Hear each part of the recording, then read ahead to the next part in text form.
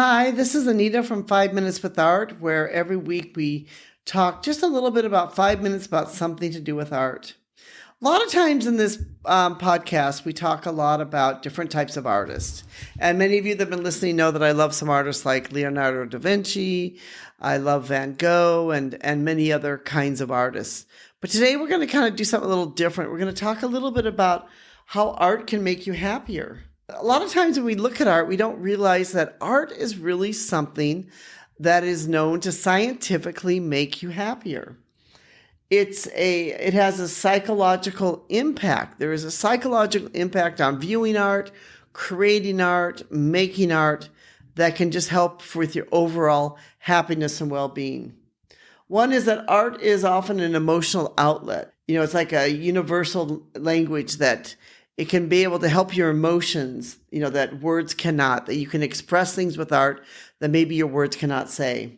Psychologists suggest that art offers a healthy outlet for processing emotions, reducing stress, and, other types of things. So, art really can be a way for you to be able to, it can be a healthy way to be able to reduce stress and to just help, gear your emotions. Neuroscience of art and happiness is scientific studies reveal that the engaging with art activates the brain's reward system. Viewing and creating art, it triggers a release of dopamine, sort of like that feel-good sort of neurotransmitter associated with pleasure and motivation. So even if you don't want to create art, just going into an art museum, viewing beautiful art is going to help to add to your happiness. There's several, benefits to actually creating art, which is one of them is the ability to induce the flow state, which is coined by psychiatrists. A flow means a mental state in which individuals become fully immersed in the activity, losing track of time and external concerns. And that's really when you start doing something and you're like, oh, I can't believe it's already 10 o'clock and, it's time for me to go to bed already. And I've been so busy working on this project that this is what I've done. That's sort of like the flow state that you're in.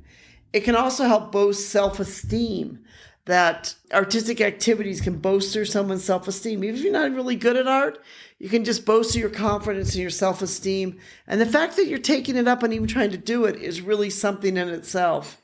Art appreciation can help reduce stress.